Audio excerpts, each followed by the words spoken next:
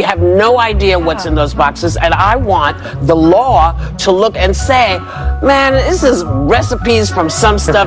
Welcome to this week's Wacky Moments of Leftist Extremism. This week kicked off with MLK Day, and MSNBC marked the holiday by screaming about racism, which is not exactly new, but this was done in a very special way. Reid used the occasion to paint the man who signed the MLK holiday into law, former President Ronald Reagan, as a racist because he signed the holiday into law. Signing it into law in the presence of Coretta Scott King, the architect of the King legacy, who fought for the holiday for 15 years. The law came with advantages, not for the country or for people of color, but for Reagan, by pacifying his critics. And as the Boston Review described, to advance the anti-Black crusade he had waged since the 1960s, now under the alluring mantle of colorblindness. That's exactly what we're seeing today. Republicans invoking the words of MLK to support conservative policies. Darn those conservatives judging individuals on their character and not their skin color. So I guess Reid thinks we'd be better off if Reagan didn't make it a holiday. It was President Reagan who popularized the tactic of co-opting Dr. King's philosophy of a colorblind society. She just can't believe he co-opted and bought into that idea. One thing the leftist media certainly won't adopt is that Biden should at least receive the same coverage that Trump did for possessing classified documents outside the White House. Instead, they all defend Biden by parroting the same DNC talking points. These two incidents are as different as night and day. It is night and day different from Trump. There seems to be a night and day difference here. It's night and day. How worried are you that the classified documents issue facing the president will distract from Democrats' overall goals? Sadly, this document taking from Vice President Biden is going to be a distraction. Special counsel investigation will no doubt be a distraction for the White House. From a national security, homeland security perspective, it's a huge distraction. This is something that's going to be a big distraction. It's just a distraction. This is apples and basketballs. I mean, those two objects are spherical in nature, and that's all they have in common. And I think we need to, I know politics doesn't do nuance, and most people don't do nuance, but we have to do nuance in this case. Suddenly, Jonathan Capehart wants some nuance. I mean, wasn't it just August of last year? It was some of the most sensitive information a government official can have access to. He had with him more than a year after being out of office at his private residence. What should we make under normal? Oh, I'm sorry. I thought you were stopping. Go ahead, Jonathan. No, I was just going to say, under normal circumstances, everything should be on fire because we should not be in this situation. No president has done this. No president should do this. But Donald Trump did. But suddenly, everything shouldn't be on fire because we should not be in this situation. Now it needs nuance. What is your reporting found?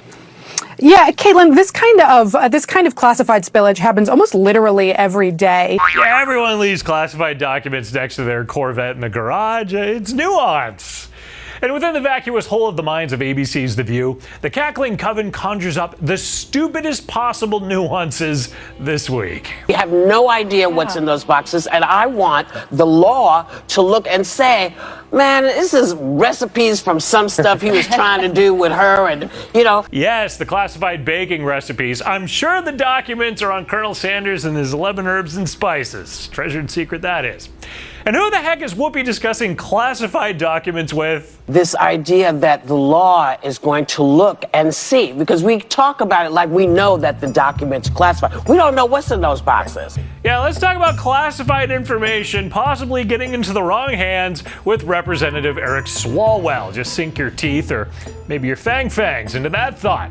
Of course, the leftist media are upset that he got bumped from the Intelligence Committee post, not because of his past relationship with Chinese spy Fang, but because he was replaced by a Republican. Eric Swalwell has been, to your point, one of the most rabidly partisan, proudly so, Democrats. And he also has been somebody on the Intelligence Committee. And this is no question payback from Republicans. But this very upsetting issue, the shock that Republicans are getting committee seats after winning the majority in the House, well, that was enough to let the networks drop their coverage of Biden's classified document garage. So let's spin the wheel and see who stopped its coverage first. The winner, Wednesday's CBS Mornings, was the first broadcast network flagship morning or evening show to bid farewell to covering President Biden's classified documents. Zero formal coverage. ABC and NBC later followed as they needed to switch to focus on this very scary news. Some of the most controversial members of the Republican Party are about to see greater influence in Congress. House Speaker Kevin McCarthy and his allies started assigning lawmakers to influential committees. Yes, we're back to the Republican majority putting members on influential committees, and they're going to investigate Joe's documents and Hunter Biden. This is sounding more and more like the next Benghazi, the commitment to figuring out these documents and Joe Biden. Give me your analysis of this. Look, Allie, Congressman Comer, who you just saw, head of the Oversight Committee, right? I am pretty sure his constituents care about what's happening with the economy, want to know what Congress is going to do to help them put more money in their pockets and put food on their tables. This is not what Republicans were elected to do. Actually, it's what many were hoping they would do.